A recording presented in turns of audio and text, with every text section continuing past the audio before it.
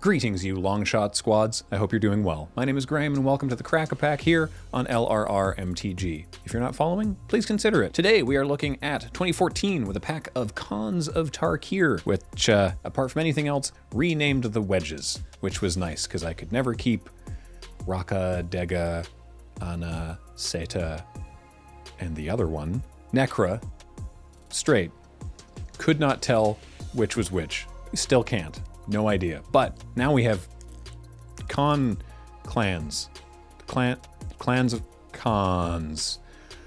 Let's get into it. Ooh. The one thing I remember the most from this limited format is that Games of Khans of Tarkir Limited started with both players at 22 life with 2 lands in play. Because every single pack... Oh, I'm just going to jump to the back. We have a warrior token and a plains. And a plane. We have normal basic plains. Well, I'm so let down. I was going to make a point. Well, okay. In the packs, they weren't in the land slot. I should really consider thinking through an entire sentence before I open my mouth. In this set, there were the lands that were dual lands at common that enter tapped and you gain a life.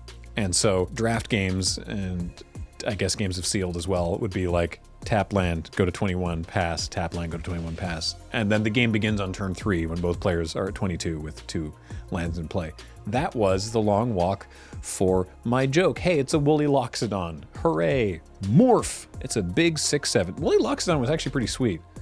This card was actually, you could really surprise people with unmorphing a woolly Loxadon and just getting in there. They did a cool thing with morph in this set where if your card could unmorph for less than 5 mana, then it would either trade with or at least not die to another card that could unmorph for less than 5 mana. I'm not explaining myself really well, but 5+ were the really scary ones because there were cards that could unmorph for like 2 or free. There was one I think that you could just like reveal a card or something and unmorph it or whatever, and it would at least trade. Like it wasn't just like staggeringly ridiculous in power. This one unmorphs for 6, which is why it's a 6/7 and will eat you. Also, I just like mammoths. Ah yes, the Salt Road Patrol.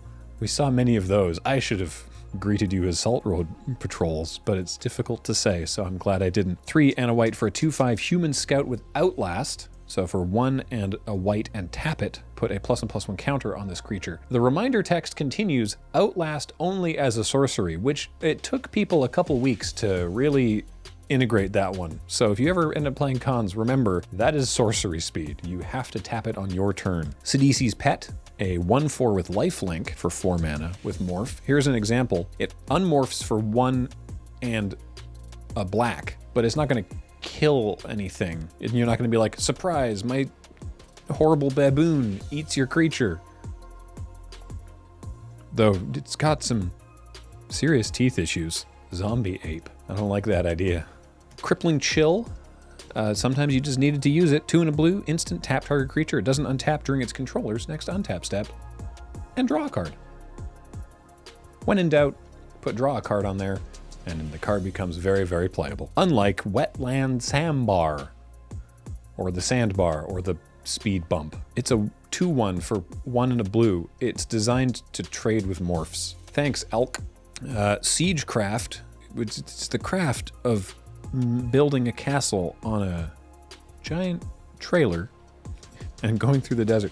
3 and a white for a creature enchantment, and the enchanted creature gets +2/+4. So it gets an entire noble ox on top of itself, which sounds painful. Bring low. 3 and a red for an instant, deals 3 damage to target creature. If that creature has a +1/+1 counter on it, then it deals 5 damage to it instead. It's a weird clause for a burn spell, but there were many weird claws in this set.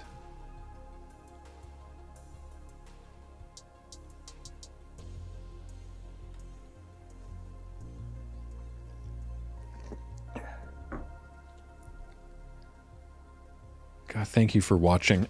Kin Tree Warden is a 1/1 for 1. You can regenerate it and you can morph it. You can play it as a 2/2 for 3 and then turn it up and it becomes a 1/1 that can block all day. It was a warrior and sometimes decks cared about that, but less so in the green deck. This card exists. Ah, here we go. Scoured Barrens. This is what I was talking about. Black, white, tap land, and you gain a life. So that's the business. You want a lot of those so that you can ruin the draft for everybody else. Mardu Blazebringer. This was an interesting one. 2 and a red for a 4/4 Ogre Warrior. So it's a 4/4 for 3. But when it attacks or blocks, sacrifice it at the end of combat because it is literally on fire. So you get 1. You get 1 attack or block. God, blocking would be miserable. Just like the thing runs into you and dies and you're like, haha, FUD. That card was all right. Karu Bloodsucker. I had some fun with this one, despite appearances. 2 and a black for a 2/2 vampire. Whenever a creature you control with toughness 4 or greater dies, each opponent loses 2 life and you gain 2 life. And then for 2 and a black and sack another creature, you put a +1/+1 counter on Karu Bloodsucker. So you can like sack things and drain your opponent and then it keeps getting bigger and because it's a vampire. Hooray. Warname Aspirant or Aspirant. She aspires to have a war name. Show me your war name in the comments below. It's 1 in the red for a 2/1 human warrior with raid. It enters the battlefield with a +1/+1 counter on it if you attacked with a creature this turn. Raid was just a thing that spells and creatures would do it something differently if you had attacked at all this turn. So it's a 2/1 for 2 or it's a 3/2 for 2 if you've attacked this turn. So, hey, not bad. Also, it can't be blocked by creatures with power 1 or less. So they can't like start like chumping it with 1/1 tokens, which there were a fair amount of. Hey, we have a rare and a foil. Our foil is Unyielding Krumar, which is a 3/3 for 3 and a black. And it has 1 and a white. It gains first strike until end of turn. Now, it seems kind of clunky. It's like a 3/3 for 4 and this like off-color activated ability. But if you're in the Black-White Warriors deck, sometimes you just have to have an Unyielding Krumar because you need to block. I held down some games with this lad. Our rare is, it's pretty sweet, Rattle Claw Mystic. 1 and a green for a 2/1 human shaman. And you can tap for green, blue, or red. And it has morph, and you morph it up for 2 colorless. And when it's turned face up, you add green, blue, red. So much flexibility, so much room in that design space for activities that cost mana. That was a belabored point, but I think we got there. This is one of those packs that is honestly sweet for draft. Like there's a lot in here that I think would be good in a draft. I would take the Rattleclaw Mystic just because it has the highest sort of upside. You can do cool teamer things and there's no sort of amazing uncommon pulling me in any particular direction. But unfortunately it's kind of a dire open if you're looking for strict value because the Rattleclaw Mystic is also the most expensive card at time of recording at 42 cents. So not a high value pack, but that's fine. They don't all have to be winners. That's what's most important to remember, is that winning is not everything. I didn't have a good like anchor to that sentence, so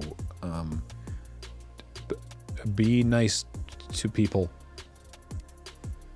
Good, I think we salvaged that one. Hey everybody, thanks for joining me for the Crack-A-Pack. This show and everything we do is brought to you by you and your support of our Patreon at patreon.com/loadingreadyrun. Shoutouts to Corey for the edit. Thanks everybody for watching. See you tomorrow or Monday. I didn't think about that. It depends on when this goes up because I don't know now. Goodbye.